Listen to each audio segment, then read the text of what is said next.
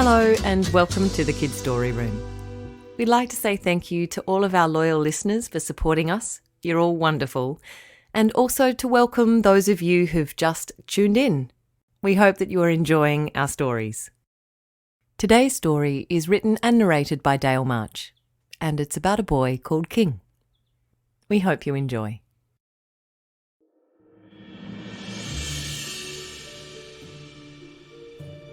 King's Island by Dale March.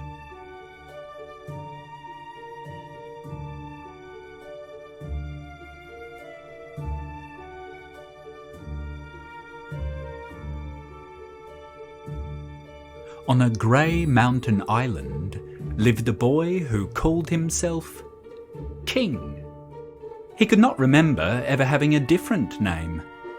He could not remember having lived anywhere else. He could not remember any other people. He liked being the only person on his island, and he liked being called King. His most prized possession was a golden crown he always wore. He could not remember how it was that he had a crown, but he liked the crown, and he liked being called King. King's Island was a mysterious place. There was no sand, only grey, slick rock falling away to the depths of the ocean. Once, on King's Island, there had been a terrible flood. There were animals there who still remembered it, but that was before King's time, long before he cared to remember. From time to time, other islands would drift past. Sometimes it seemed to King that there were creatures waving out to him from the passing shores. But this was not surprising. Of course people would wish to wave to him. No doubt his fame had spread far and wide. No doubt there were thrilling stories and songs all about the mighty island that King ruled over. King himself lived at the peak of his grey mountain where there was a spring.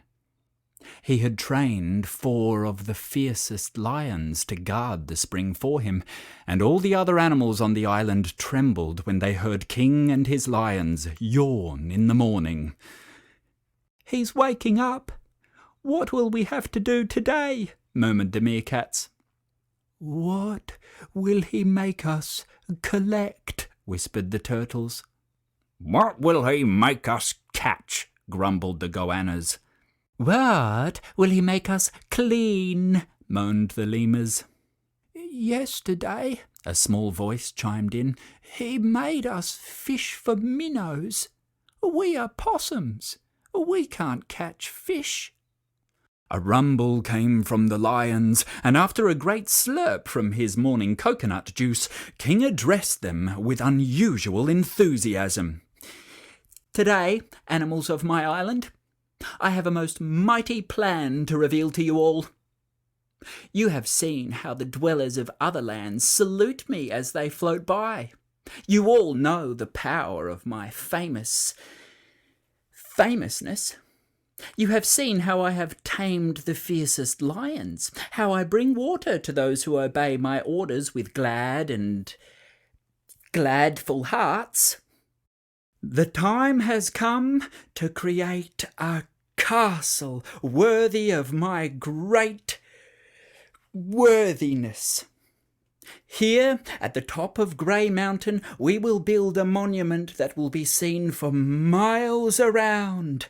This monument shall be a castle of big splendour, and all who pass by will not only salute my fame, but will bring precious gifts when they come to marvel at it."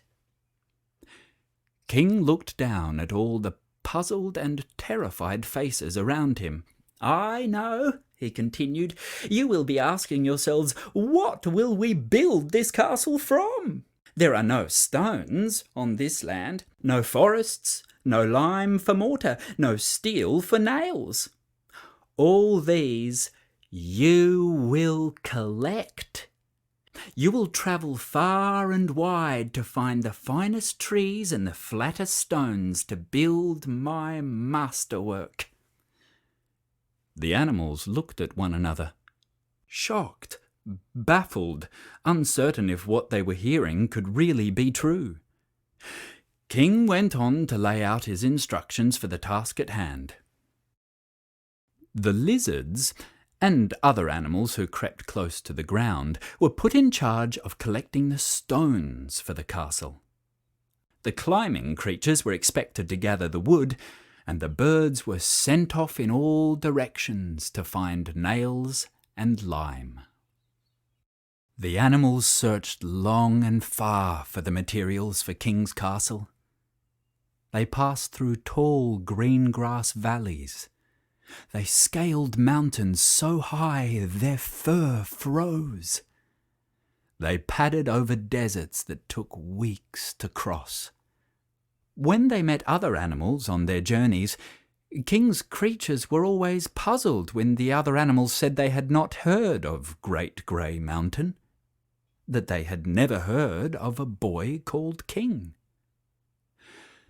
Still, the animals searched on, and in time, each group found what they needed. The gorillas and monkeys made an enormous raft from the fine wood they collected. The lizards and their crawling friends loaded their stones onto the raft, and the birds dropped their lime and nails on. All did what they could to help steer the cargo safely back to Grey Mountain Island. Excited by their success, the animals began unloading all the building materials while King and the lions were still sound asleep. Soon they heard that awful yawn and rumble.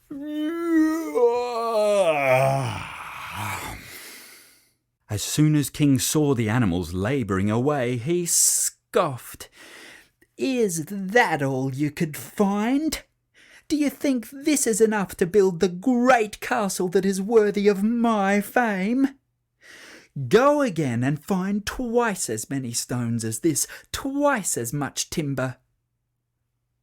The animals set off again to search the wide world for building materials fit for King's castle. King and his lions soon used up the stones and wood for a sturdy foundation and grand castle wall. After many weeks, twice as much stone and twice as much wood was brought back to King's Island. But it was carried by half as many animals. "Where are the other animals?" demanded King. The remaining animals shrugged and shook their heads. Many simply sat down in the dust, while others turned and walked slowly away. "What?" shouted King.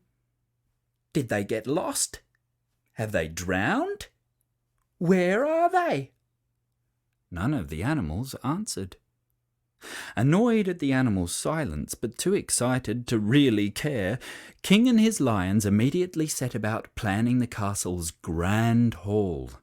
It was to be built right on top of the spring.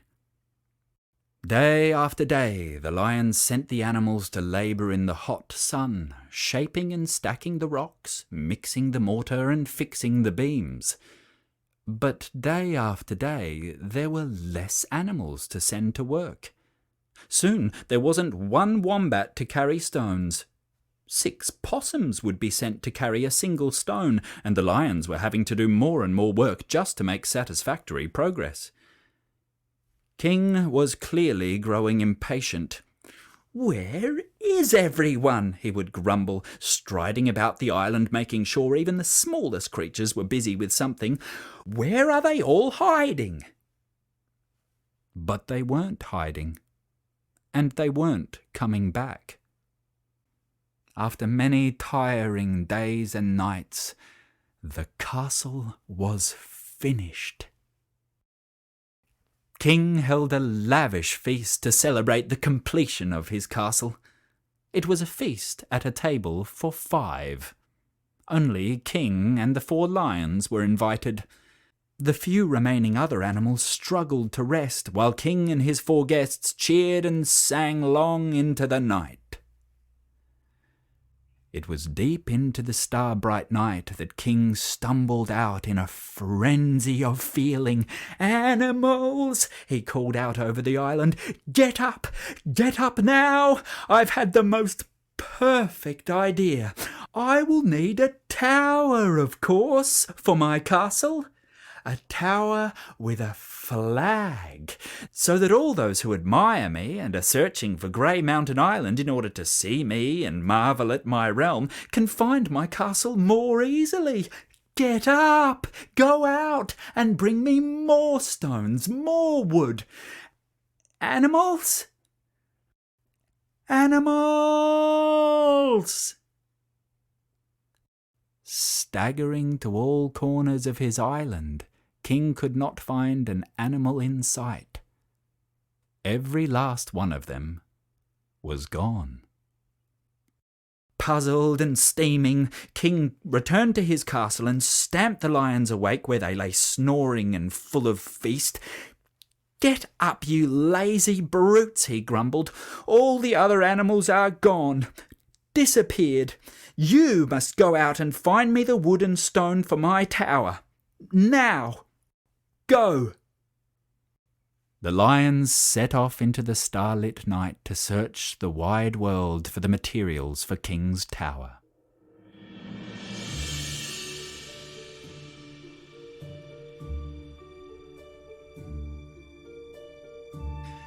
King was anxious to add the tower to his castle. A marvellous tower that would make him remembered like all the celebrated kings and queens of the past. For whole days he would sit on top of his castle, looking out over the seas to try and spy the return of his lions with their rocks and wood. Finally, one sun-drenched day, a sparkle of light flickered on the horizon. Steadily they came. With the finest stones piled high, the lions steered their raft of wood onto Grey Mountain Island's shore. The excitement to begin building the tower was so serious that it was days before King noticed that only 3 lions had returned with the raft. "Well, 3 lions is enough," he thought aloud as the powerful cats heaved the remaining stones into place. "Is this all?" yelped King. "This is not enough. We need one more stone. One more fine stone to cap the tower and secure the flag. Where is it? Who will get it? Who will—" But before he could wind himself into a sweatier outburst, the 3 lions all turned their heads out to the horizon. "Who is that?" demanded King. "Who could that be coming? All the treacherous animals have left. None of them will return. They don't think I'll let them back on this island, do they?" The 3 lions lumbered down to the shore. Soon, a small raft carrying 1 fine stone and 1 lion landed ashore. The lion threw the stone onto the island, and, welcoming his 3 companions aboard, the 4 lions sailed off together into the wide blue sea. King barely took notice of the vanishing lions.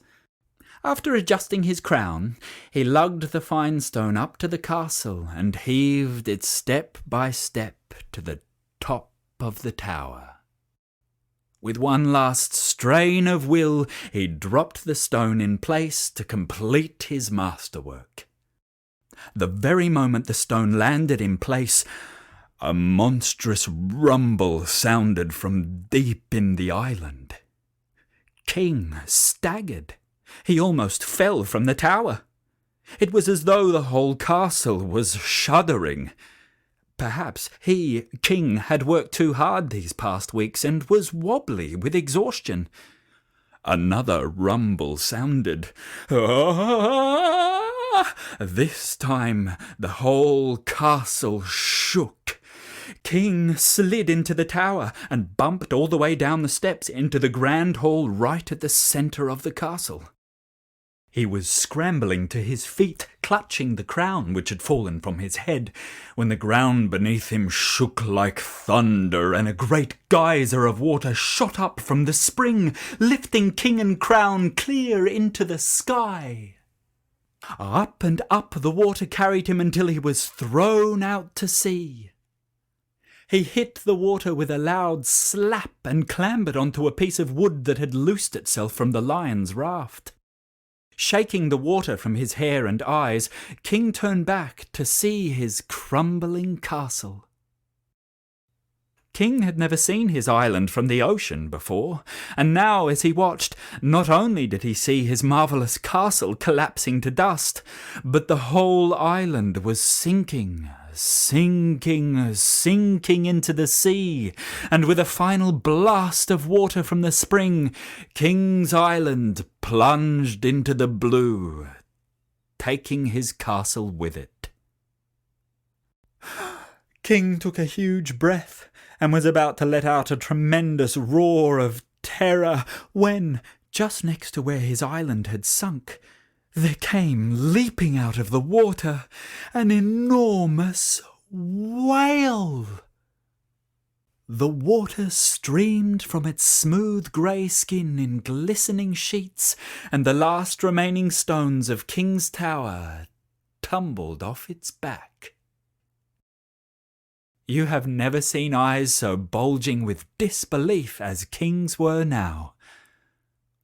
All along, his island had been a whale.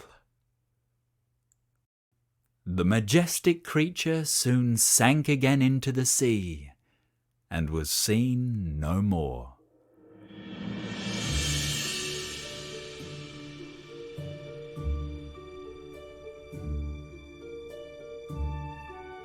It was many days and many nights before King's little raft washed up on the sands of an unknown shore. It was many more days before King had rested enough to explore the land about him. He was desperately hungry and very cold at night. He searched as far as he dared for anything to eat or keep him warm, but every search was hopeless.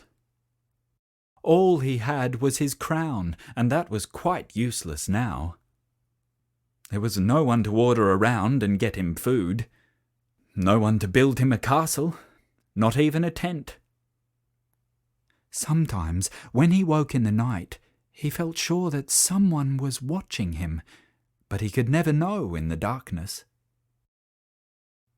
One morning, King was awoken by a rough prodding at his foot. Standing before him, with scruffy salt-caked hair and wearing only a pair of shorts, was a boy. Just like King. A boy. A boy with eyes deep and brown and stern. "Who are you?" asked the boy firmly, "and what is this shiny thing on your head you always wear around? You have scared everyone with this shining hat." I am, began King. My name is, Fellow. Yes, Fellow is my name, and this is just a silly hat I like to wear. Would you like to try it? The boy took the hat and examined it. "No," he said. "You may keep this. But you do look very hungry, Fellow. Let me help you to find some food." King, or rather Fellow, noticed the strangest feeling he had ever felt, warming his chest and belly. He didn't know what that feeling was called, or whether other people felt it too, but he hoped he would feel it for a very long time to come.